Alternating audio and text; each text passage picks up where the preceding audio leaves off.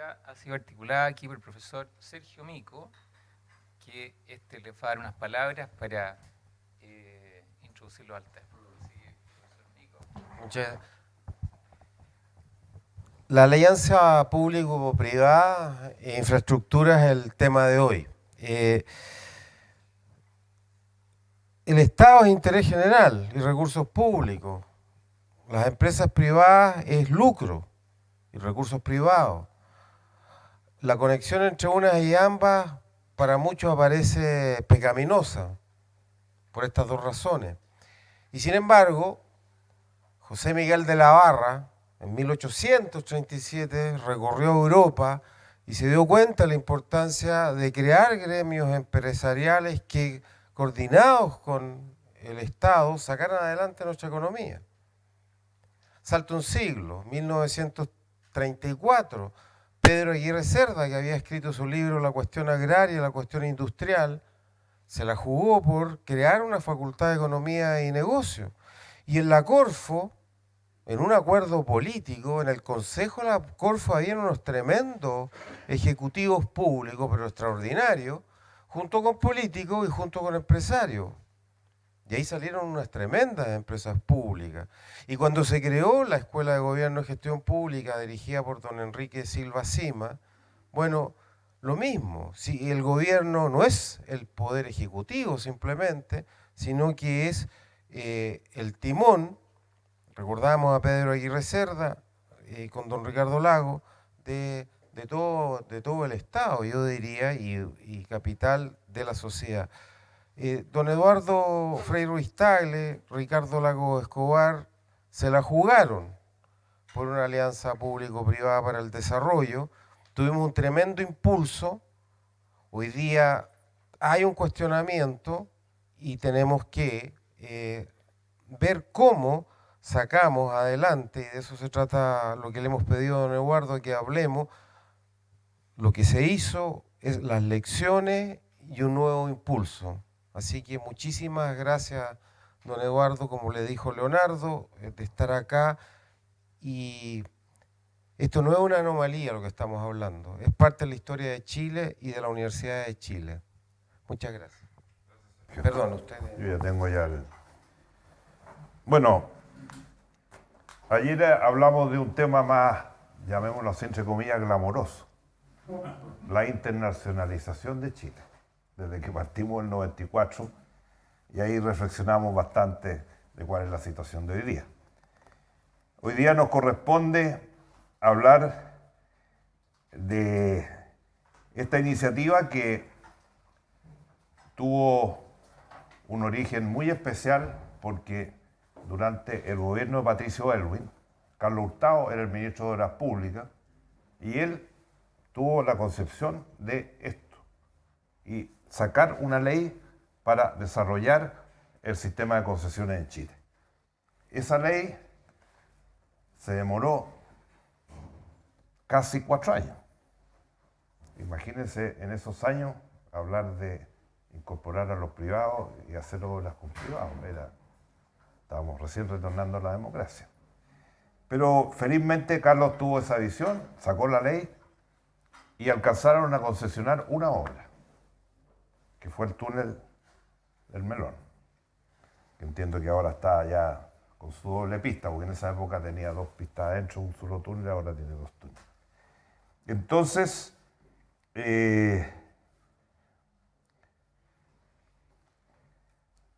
muchos me preguntaban por qué esta verdadera afición que yo tenía por la infraestructura y el tema de concesiones, que incluso en el gobierno había gente que no le gustaba mucho esto, especialmente, no voy a decir quiénes, pero muchos, que se opusieron a la ley de Carlos Hurtado y otros que no quisieron hacer muchas cosas, pero aquí estamos para hablar en positivo.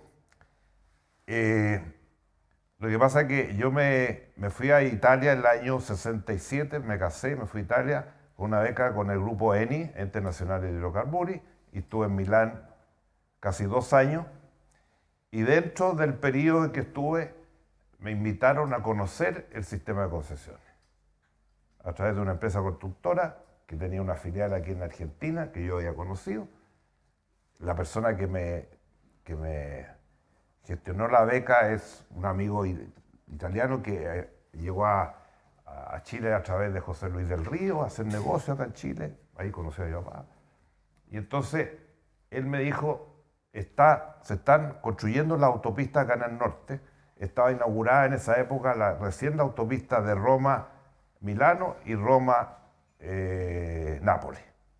Y está en construcción todo el resto, sobre todo las transversales, ¿no es cierto?, la que iba desde Génova hasta Venecia, etc. Y entonces me dijeron, ¿por qué no vas para que conozcas este sistema? Y estuve 6 meses.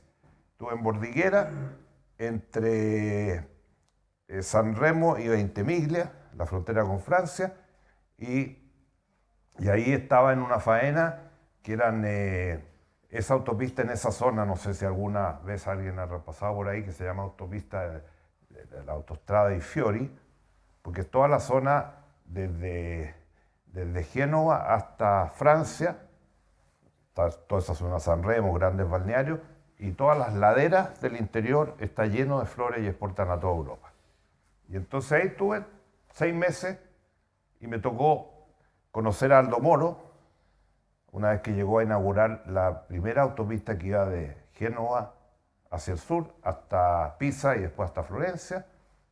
Y bueno, con los empresarios que llevaban esa obra, que era una obra bastante grande, tenía 2 túneles, tenía puentes de 120, 150 metros de altura. Para esa época era una cosa fantástica. Subir a esa torre, lo hice esa vez varias veces, hoy día no podría porque ya tengo un poquito de vértigo ya a esta altura de la vida.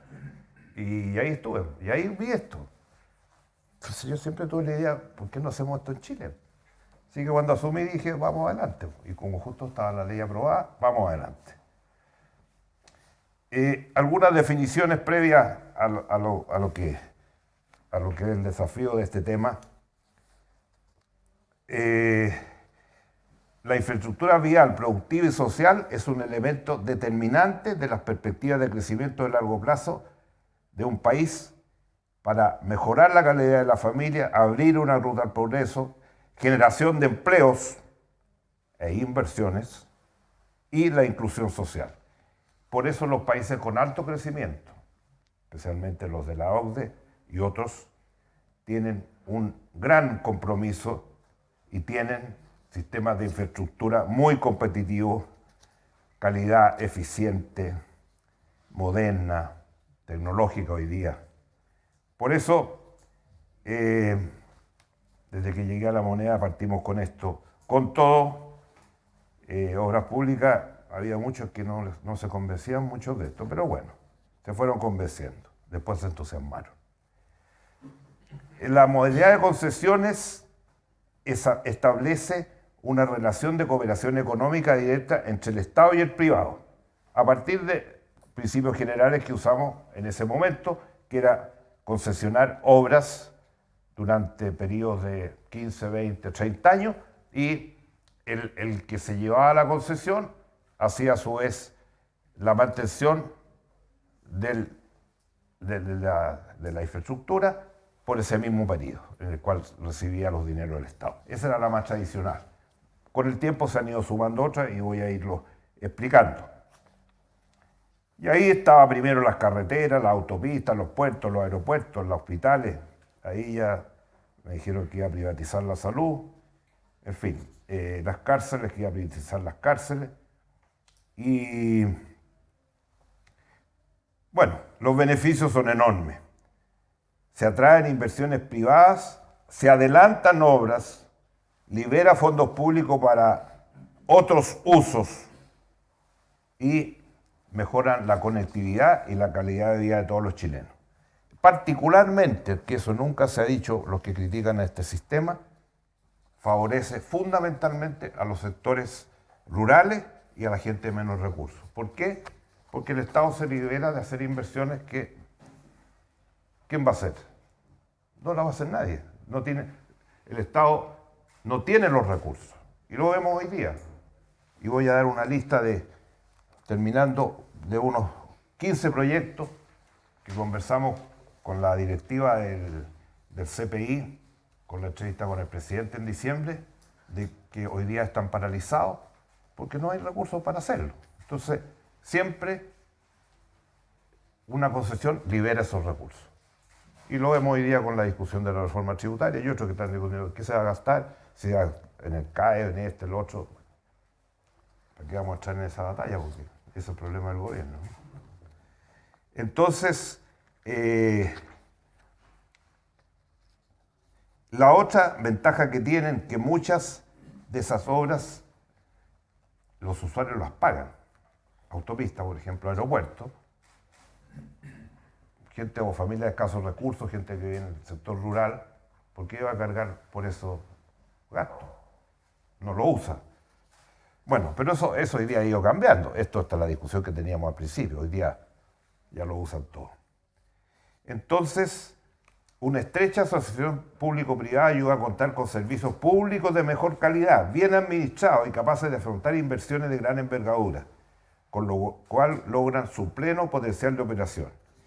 Hacerlo permite al gobierno centralizar su acción y recursos en las necesidades de los sectores que tiene un deber irrenunciable, como es combate para la pobreza, disminución de los niveles de pobreza, educación, salud, vivienda y hoy día seguridad pública.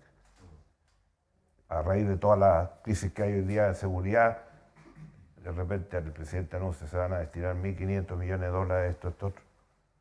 ¿Cómo salen? ¿De dónde salen? Etcétera. Lo otro que es muy importante pensar, que esto tiene que ser una política de Estado, y si ha tenido éxito en Chile, una política de Estado, porque de estos grandes proyectos, normalmente, entre que se inicia su estudio de factibilidad, se diseña la ingeniería, se hacen los proyectos definitivos, se comienza la obra, se sacan los permisos ambientales, que hoy día son la tranca, por ejemplo, en el hidrógeno verde y otras obras de ese tipo, que no les dan los permisos. Entonces, por eso que se parte de la base de que estas son obras que van a trascender a un gobierno. Más aún cuando Chile cambió de los 6 a los 4 años, que a mi juicio fue una pésima decisión, cuando se hizo. A lo mejor hoy día ya los gobiernos de 4 años son suficientes porque vivimos en un mundo mucho más rápido, mucho más acelerado, mucho más tecnológico, pero en esos años, por lo menos yo voté en contra de esa modificación en el año 2005 como senador, y todos los grandes proyectos duran más de un gobierno. Estaba la discusión del puerto San Antonio ahora, y ese puerto que debía estar ya iniciada su construcción y no está en eso, y ya lo voy a explicar por qué, va a durar 6 o 8 años la construcción. La ferrovía que necesitamos, o sea, todos los proyectos de gran escala. Por lo tanto, eso hace que se entienda que es una política de Estado y que no va a llegar el gobierno siguiente a decir esta obra la paralizamos, como ha pasado algunas veces en varios países de nuestra región. Entre paréntesis, por lo tanto, esto obliga a que el cargo ejecutivo de gobierno signifique entender que muchas de las obras que está iniciando no va a cortar la cinta. Y eso da continuidad a las obras. Por eso digo una política de Estado. Y que no llegue el gobierno siguiente y diga esta obra se paraliza y se pierde todo lo que se ha invertido hasta esa fecha. Y por lo tanto, y el gobierno que está y que cosecha lo que los gobiernos anteriores fueron dejando, también tiene que sembrar. Y por eso es tan importante que hay que estar haciendo hoy día los proyectos para lo que se va a empezar a construir en 2 años más. Si no se está haciendo el proyecto de ingeniería hoy día, es imposible que un puerto de gran escala se pueda hacer o partir en 2 años más. Aquí ya llevamos 4 o 5, demasiado, pero estos son la mayoría, son grandes proyectos que duran muchos tiempos.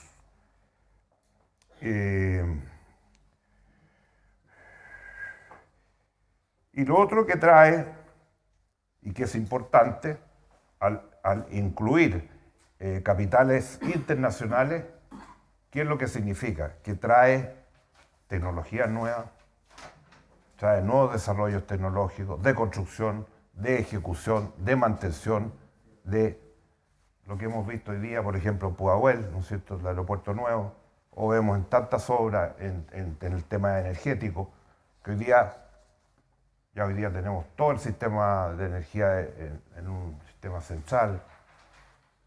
No sé si lo conocen ustedes, está en pleno centro, hay un lugar donde está todo el sistema de energía de Chile hoy día y ahí controlan todo. O sea, las tecnologías que hay hoy día permiten hacer muchas cosas, por lo tanto, y adquirir nuevas tecnologías, que es muy importante para el país.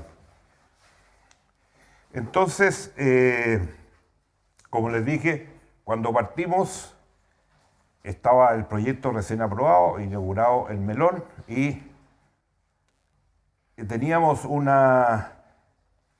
desafío tremendo en esa época. Por ejemplo, hay un estudio en la Cámara de Construcción de la época, cuando partimos en el 94, que estimaba que la pérdida de competitividad que tenía Chile por su logística tan atrasada en materia de transporte y en materia de desarrollo de toda la infraestructura, representaba una pérdida anual del orden de 1.700 millones de dólares en la época. Esa cifra la dio la Cámara Chilena de Construcción. A esa fecha ya teníamos mayor avance en electricidad, en gas y en telecomunicaciones, a pesar de que también en telecomunicaciones a partir de los 90 se hizo mucho, pero eso estaba más avanzado que todo el sector de infraestructura. Y entre ellos, ya lo vamos a ver, el tema de las zonas rurales, el déficit que teníamos, por ejemplo, en alcantarillado y tratamiento de aguas servidas. Ustedes recordarán que uno no se podía bañar en las playas. Las playas de Viña estaban todas contaminadas, los lagos del sur estaban todos contaminados, los ríos. Y por eso, digo yo, necesitábamos un golpe de timón. Y desarrollamos una activa política de inversión, combinando esto con un aumento de los recursos sectoriales del Estado, con la incorporación del sector privado a la construcción y operación de obras públicas. Así nace el programa de concesiones que redefinió el rol del Estado, que pasó a ser un actor directo en la producción a convertirse en un ente regulador, orientador y facilitador de la actividad productiva. Ese era el objetivo central. Entonces, paralelamente, no es que redujimos los presupuestos del Ministerio de Obras Públicas, que ha sido históricamente el constructor de la infraestructura, sino que en ese momento, el año 94, el presupuesto era en cifras de la época, 743 billones de dólares. Así llegamos. En los 5 años, gracias a que el país creció en tasas promedio a 6-7%, pudimos aumentar el presupuesto de obras públicas. Entre el 94 y el 99 lo aumentamos en promedio 8% anual. Y a eso se fue sumando la obra de infraestructura que fuimos licitando, y el año 99 el monto llegaba más o menos de lo licitado. Bueno, compararlo con los 16 millones da no sé cuántos miles por ciento, pero llegamos casi a 700 millones de dólares lo que se estaba haciendo el año 99, el último año de nuestro gobierno, que era el presupuesto de obras públicas, y lo que se estaba haciendo con todo este sistema era una cifra similar. Y posteriormente, 2001, 2003, 2004, hasta el año 2005, siguió creciendo. Y llegó algunos momentos en que casi duplicó el presupuesto de obras públicas. Después, a partir del 2005, comienza la caída. Caída que, desgraciadamente, hasta el día de hoy no hemos remontado. Porque después vino el gobierno de la presidenta Bachelet, ahí los hospitales, las cárceles, todo eso para afuera, y se paralizó mucho. Y yo diría que las últimas cifras positivas son 2006, 2007, y de ahí para adelante no tenemos las cifras que tuvimos en esos años. O sea, las cifras que tuvimos entre el 98 y el 2005 nunca las hemos tenido en materia de inversión en esto. Con lo cual, este gobierno, si estuviera haciendo esto, se habría ahorrado muchas cosas y podría destinar su proyecto ¿cómo se llama?, reforma tributaria y otros, porque más adelante vamos a ir viendo la situación. Entonces, ¿cómo partimos? Lo más fácil, nadie discutía, ahora discute mucho a veces los peajes, que se deben regular lógicamente, infraestructura vial. Partimos con la autopista desde La Serena hasta Puerto Montt, todo eso completo. Y además, inmediatamente partimos con las transversales, la primera que se inauguró fue la de Concepción, la del Biobío, con una empresa mexicana. Entre paréntesis, esa empresa quebró después, hubo algunos problemitas también con el Ministerio de Obras Públicas y que lo logramos parar. Muy bien, porque el agregado cultural o comercial, el agregado cultural creo que, o de prensa de la Embajada de Chile en México, a quien conocía mucho, hizo un viaje a Santiago y me contó lo que estaba pasando con este empresario en México y que lo paráramos en obras públicas, porque nos podíamos llevar una deuda grande. Él quebró en México rotundamente. Pero, entonces hicimos los 1500 de Serena a Puerto Montt y después comenzamos a hacer de Concepción, la ruta 68, 78, eso fue todo lo primero. Y lo que es interesante comprobar que el año 73 la doble ruta al sur llegaba hasta San Javier, el año 73, y el año 93 llegaba hasta San Javier. Era la única autopista que teníamos en Chile. O sea, en 20 años no se hizo ni una autopista. Fuerte, ¿eh? Lo otro que hicimos también, pusimos en marcha un programa de concesiones interurbanas. Brindar rapidez y seguridad al transporte entre los principales pueblos urbanos del país, mejorar los accesos a los puertos, aeropuertos y también en esa época se licitaron para esta iniciativa 1.000 millones de dólares con una longitud de 540 kilómetros. Además, iniciamos el proceso de concesiones urbanas a partir del cual se pusieron en marcha importantes proyectos, no solo en el área metropolitana, sino que en muchas del país, con una inversión de 1.300 millones de dólares. Estoy hablando de cifras de la época, de casi 20, estamos hablando del año 95, 96, son casi 30 años. O sea, cada uno le puede aplicar el factor que quiera para que llegara a lo que sería plata hoy día, que serían grandes plata.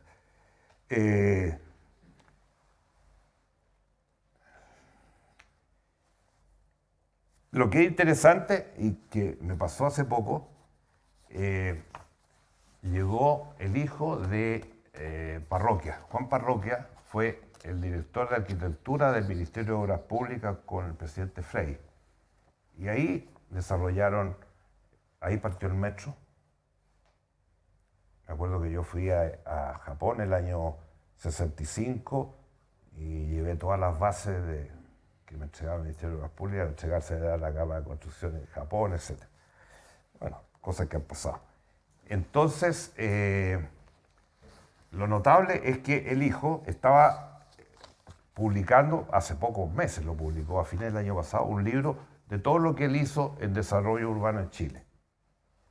Y si uno mira todo lo que hay en Chile, en Santiago especialmente, casi todo se diseñó ahí. Ahí se diseñó el metro de partida, que ya tiene, no sé, 12, 14 líneas. Se diseñaron la norte-sur. Frey alcanzó a inaugurar una parte de la norte-sur, por allá por Ochagavía. La circunvalación Américo Vespucio, la costanera norte, y así. Hay un conjunto. Todas las obras importantes que vemos en Santiago, tanto a nivel urbano como interurbano, fueron un plan que se elaboró en el gobierno de Frey con Parroquia haciendo cabeza de agricultura. O sea, muchas de las obras que nosotros concesionamos, por ejemplo, Costanera Norte, el cruce de Santiago, la segunda cruce de Santiago y otra, ya estaban diseñadas en esa época. Recién ahora se va a terminar la circunvalación Américo Vespucio, falta un tramo, porque ya se inauguró la O1, falta la O2 y ahí se va a terminar. Esa red completa fue diseñada en el gobierno de Frei Montalva.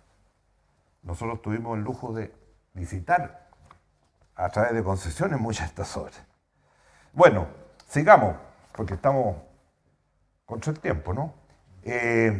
Después pasamos a los puertos. Primer paro. No, segundo fueron los aeropuertos. Ahí no hubo ningún problema. Toda la gente sabía que no teníamos aeropuertos prácticamente. Se empezaron a licitar el de Puerto Montt, el de los del norte, Valdivia, todo Chile.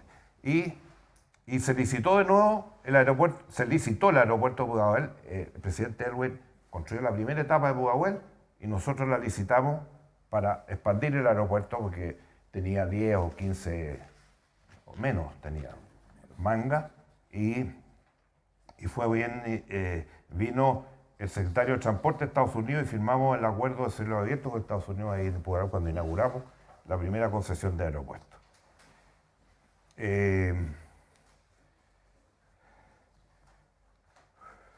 Bueno, en aeropuertos prácticamente en esa época la inversión en obras urbanas y suburbanas eran de 1.300 millones de dólares. Con los 8 primeros aeropuertos partieron con 240 millones de dólares en la época. Hoy día solamente Pudahuel, entiendo que costó 1.000 millones la última. Después, como digo, puertos. Ahí gran paro de todos los portuarios. Y ahí comenzaron las dificultades. Entonces, negociaciones van, negociaciones vienen. ¿Y en qué terminó?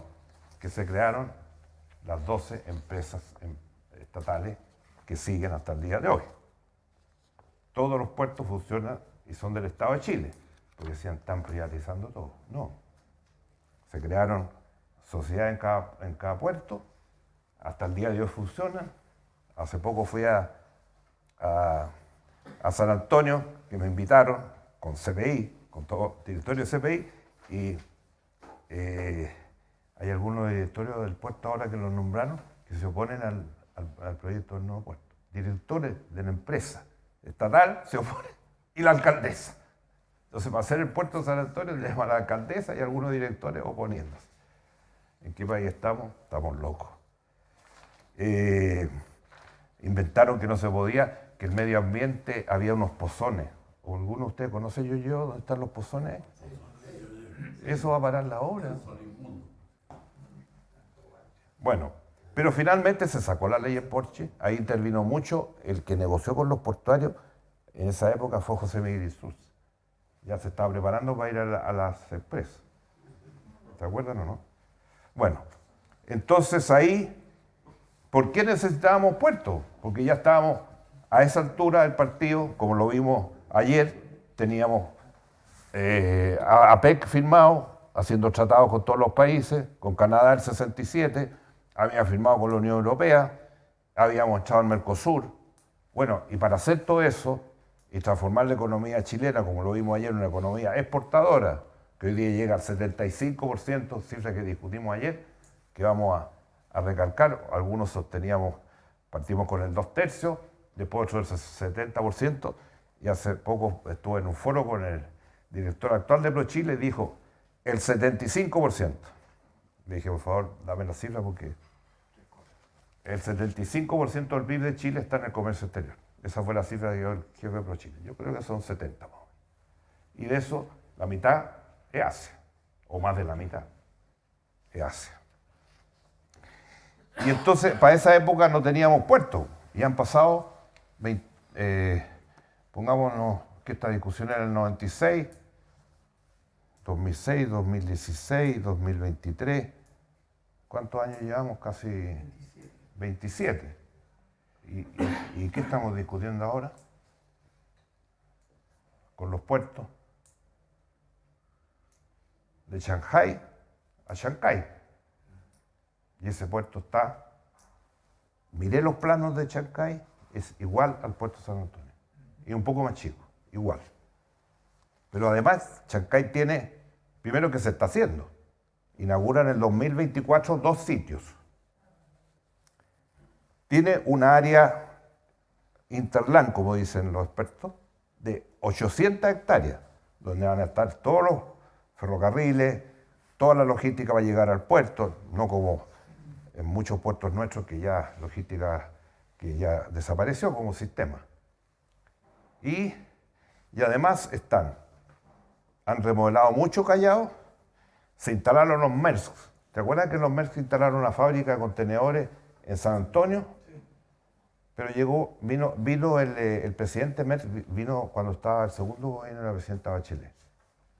Por suerte conseguimos que lo recibiera. Pero poco después hubo un paro en San Antonio, ahí en esa fábrica, y eran familias de Holanda, de Bélgica, qué sé yo, de la Unión Europea, y les rompieron los vidrios de las casas, los autos, los niños, gente joven que había venido al Nuevo Mundo a vivir una aventura. Se cerró Merz, se fueron todos. Al tiro. Pasó un mes y se habían ido todos. Y dejaron botar la fábrica. ¿Y ahora dónde están? En Callao. Son los grandes operadores de Callao y un puerto que está al lado de Callao que forma parte del conjunto. Entonces nos enfrentamos a partir del año final del 2024, se inician los dos sitios de Chancay. El terreno este en las 900 hectáreas, 800 hectáreas se está construyendo y Callao terminaría sus ampliaciones y el otro puerto que no me acuerdo en este momento el nombre, me llegó el otro día en un reportaje eso, y el proyecto se llama, de Perú, dice, el puerto de Chancay y toda su interland va a ser el primer lugar de conexiones entre América Latina y el Asia Pacífico. Y nosotros, cabotaje. Hoy día la situación es que no se han puesto de acuerdo. El primer anteproyecto se terminó por ahí por el año 2016-2018, o sea, ya tiene ya 8 años y más no se ha seguido. Y como les contaba recién, estuve con la nueva presidenta del Puerto San Antonio, muy destacada, muy bien, pero hay varios directores que no quieren que siga el puerto. Y la alcaldesa que lidera el pueblo dice que si se hace el puerto se acaba San Antonio. Cualquiera que conozca y haya ido a San Antonio está peor que Valparaíso, está destruido entero. Y si se va al puerto se acaba San Antonio, o sea, ¿para qué va a servir eso? Bueno,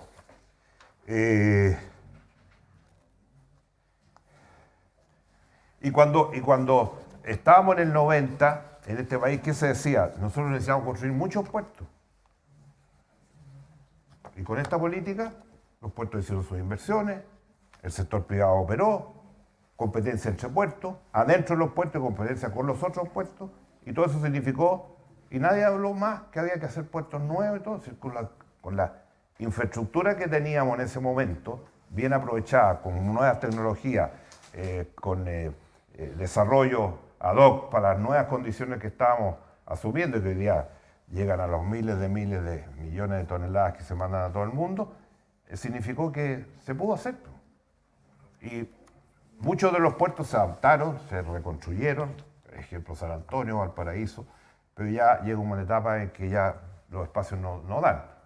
Y el puerto de gran escala es fundamental. Porque, además, como ustedes saben, hoy día, sobre todo después del COVID, ¿se acuerdan que después del COVID siempre uno veía en las pantallas del mundo, los océanos, y salían todos los barcos que estaban pegados, miles de barcos en la costa de Estados Unidos, toda la logística completa? Bueno, eso llevó a que hoy día la gran mayoría de los barcos que están haciendo los viajes de Asia a los distintos continentes son barcos que tienen arriba de 14.000 containers. Y están construyendo ya 16 y 18.000. Nosotros no tenemos ningún puerto en Chile hoy día para recibir un barco de ese tipo. El año pasado se hizo una prueba con un barco que vino, no sé si era de 12 o 14.000 containers, pero que vino adaptado para poder entrar a los puertos chilenos y traer la carga estivada de lo que iban a bajar y lo que se iban a llevar. Y probaron en San Antonio y probaron en el Puerto Coronel. Pero eso no.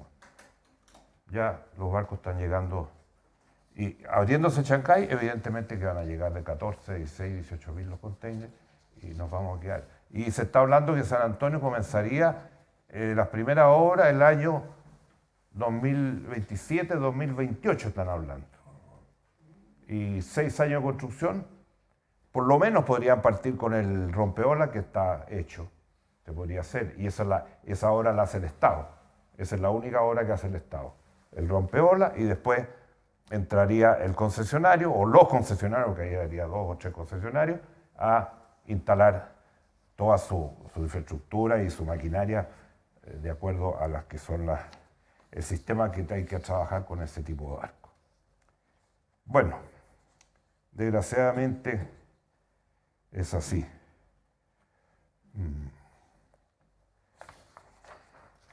Bueno, y ahora pasamos al tema más simple de todo, la sanitaria. Fue muy tranquilo la discusión. No voy a contar lo de las cárceles, porque las cárceles, a pesar de toda la pelotera que hubo, hicimos cárceles. Por lo menos debemos haber hecho concesionado una docena, 10, 12 más o menos llegamos, y después un poco más. Pero ahora, el otro día habla el ministro de Justicia, dice, las cárceles de Chile están colapsadas. Las cárceles de Chile están colapsadas. Y están con del orden de 50.000, 52.000 detenidos, pero como han llegado todos los importados, ¿eh? Resulta que tenemos otros miles que podrían estar adentro también. Y el ministro agregó, desde el año 2012 no se construye una cárcel nueva. 2012, o sea, ya hace más de 10 años que no se han construido cárceles. Lo dijo en el diario hace pocos días. Bueno, ¿y por qué no hacen con concesiones? ¿Y los hospitales? ¿Cuántos hospitales quedaron? Me acuerdo cuando estaba Pedro García, el ministro de Salud con Lagos, el año 2006, y terminaron y entregaron un listado como de 6 o 8 proyectos que estaban listos para ser concesionados. Entiendo que de todo eso, algunos los concesionaron, otros no. Ahora, por ejemplo, están los chinos y construyendo los hospitales en la región del Maule porque se ganaron la propuesta. Pero, y para volver a San Antonio, que es triste, el hospital. Y la cancha, el estadio. Lo único bueno es que esté a paredes de San Antonio. Bueno, resulta que en San Antonio se construyó por parte del Ministerio de Obras Públicas un estadio que se terminó hace 4 años o 3 años. Más o menos cuando empezaba el mandato de la nueva alcaldesa. Ella se negó a recibir el estadio. Determinó forma, no lo recibo. De ahí comenzó la guerra con Obras Públicas y esa guerra dura hasta el día de hoy. No sé si vieron otro día que una diputada de la zona fueron al estadio con unos tarros de ¿cómo se llama? De desinfectantes, pechar en los pasillos y todo lo demás. Pero el estadio va a cumplir 4 años abandonado, que no lo ocupa nadie. Y San Antonio, no sé, pues San Antonio juega en el ascenso, creo, y no. Segunda, sí, bueno. El ascenso antiguo para nosotros. Y ahora cuando comienza la discusión con el subsecretario de redes y qué sé yo, y de repente un amigo San Antonio que está muy ligado al tema del puerto me llama y me dice, mira, se acaba de ir el gerente del puerto. Ya, pero si era un gallo bacanú, le dije un técnico, ingeniero, tenía todas las... No, me dijo, se cabrió, ya 3 años ahí parado y él fue a construir el nuevo puerto. Como no lo han hecho, se va, se fue. Bueno, y le digo, ¿y qué pasó con el hospital? No, si el hospital está terminado hace 2 años, 3 años. Y no lo habilitan. Y ahora, los niñitos primeros que se murieron, ¿te acuerdas? De toda la historia, la niñita Mía se llama. Esa niñita que se murió, y ahí hicieron un reportaje del hospital de San Antonio, que ahí está. El edificio listo. Más de 2 años. Y la señora alcaldesa no lo quiere decir. ¿Qué vamos a hacer? ¿Qué vamos a hacer, Sergio? No es solo el director de obra, hay el director de obra y la alcaldesa juntos. Justo. Ay, qué terrible. El director de obra. Bueno, el tema de la sanitaria todos lo ubican, pero yo quiero dar algunas cifras porque es importante pensar en esto. Lo que dije al comienzo, en esa época teníamos las playas, yo me acuerdo que en esa época íbamos a Pucón, la contaminación era grande. En Viña la contaminación, me acuerdo que cuando estábamos en Cerro Castillo había un ducto que salía frente al casino, que contaminaba toda la playa hasta no sé dónde, en fin, todas las playas de Chile y todo eso. ¿Y eso cómo se hacía? Bueno, entonces ahí comenzamos a estudiar el tema y el primer approach que tuvimos, y el jefe de Hacienda debe conocer estas cifras. Agua potable y alcantarillado se estimaba que la inversión que necesitábamos hacer entre el año 94 y 2000 era del orden de 1.850 millones de dólares y agua servía era del orden de 1.200 millones de dólares. Siempre pensando en 94-2000, no pensando a más hacia. Y resulta que había que sacar el proyecto. Y el proyecto estuvo 3, 4 años en el Parlamento. Y 3 más o menos, casi 4. Se aprobó el 99. Sí, claro, algunas alcanzamos, pero estuvimos a punto de no. Yo me acuerdo, ¿te acuerdas los lunes que nos reuníamos con los parlamentarios, los jefes de los partidos, ministros, subsecretarios? Una vez al mes hacíamos, y ahí yo convenciendo uno por uno, y tenía una lista de todos los parlamentarios para que votaran. Y al final, la última vez que se votó, tuve como 3 días llamando por teléfono, uno por uno, por lo menos a los más afines al gobierno, para que votaran este proyecto. Y se logró, y se aprobó. Y ahí partió la gran revolución de la sanitaria. ¿Para qué vamos a dar cifras? Pero nosotros partimos, las primeras que se entregaron fue, lógicamente, Santiago, Valparaíso, O'Higgins, Los Lagos y Biobío. Esos fueron como 7, 8. En ese momento Chile tenía un servicio que alcanzaba a 1.250.000 familias. El año 2021 llegamos a 5.800.000, no, perdón, en nuestro tiempo llegamos a 5 millones y tanto. Hoy día estamos hablando que, habiéndose desarrollado todas las grandes inversiones, estamos hablando más o menos de 16 millones de personas que son favorecidas por este sistema. Bueno, después que mi sucesor hizo algunos cambios, porque no le gustaba mucho esto del agua, la forma que lo habíamos hecho. No digo nada más que eso. Ya en la ley se incorporó la posibilidad de concesionar, y no solo vender paquete accionario, que es lo que habíamos hecho. Eso era para que no nos rechazaran la ley en el Congreso. Pero él no la fue a defender al Congreso, nunca. Ya no estaba el ministro. No fue. Cuando se presentó el proyecto no fue. Bueno, y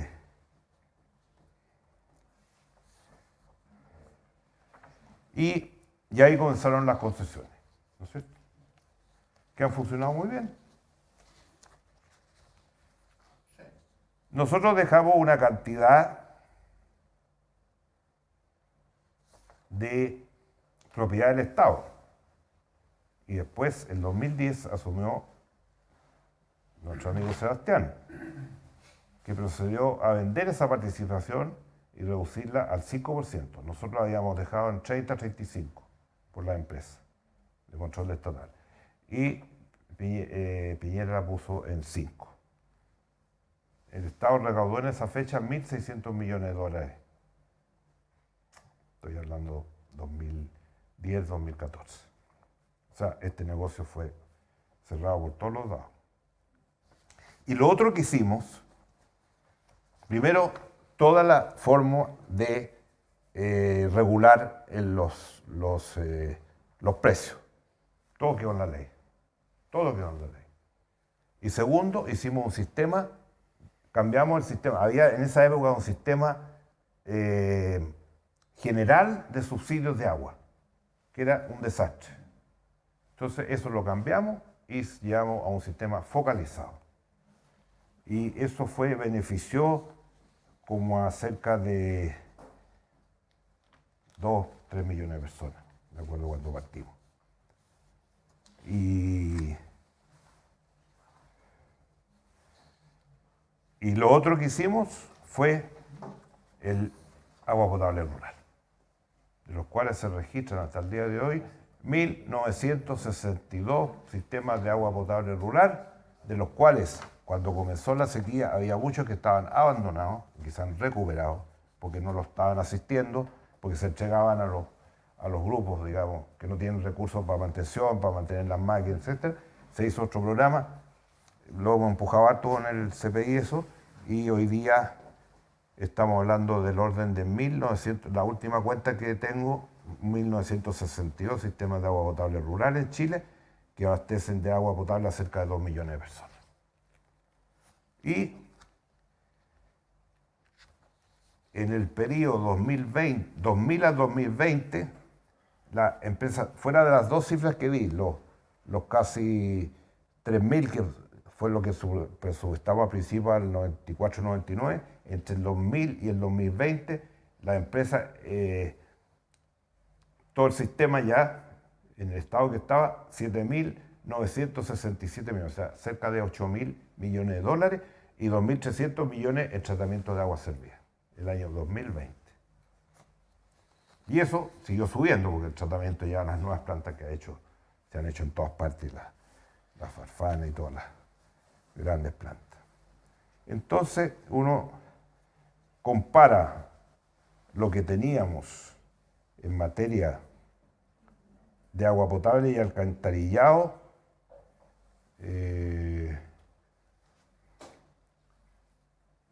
cuando partió y se publicó la ley en 98, la cobertura de agua potable era 98%, alcantarillado 91% y tratamiento de aguas residuales 16%. Ya se habían hecho algunos proyectos. Cuando partimos el 94 era menos del 10%. Y las últimas cifras son 99-94 de agua, 97,4 alcantarillado y tratamiento de agua servida 99-98. Y somos top 5 mundial en esta materia. Hace poco la Corporación Andina de Fomento, que es una institución de las pocas del sistema de, llamémoslo así, integración América Latina que ha funcionado, se ha transformado en un banco de inversión espectacular y tiene su sede en Panamá ahora. Y acaban de hacer un seminario que en Chile me invitaron y hicieron un libro sobre el tema del tratamiento del agua en el mundo. Y ahí me pidieron que hiciera un artículo. Y Chile fueron los países que eran los top 5 en el mundo en materia de agua potable, alcantarillado y tratamiento de agua servida. Nada menos y nada más.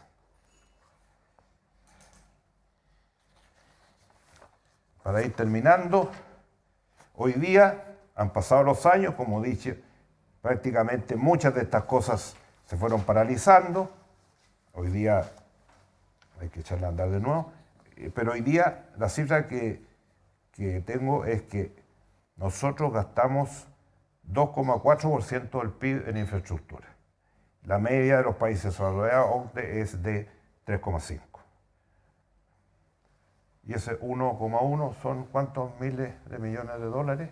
Estaremos hablando con un PIB de 280, unos 20, 25 mil millones de dólares por año. Un punto son 3.000 millones. 3.000 millones, redondeo. Ya.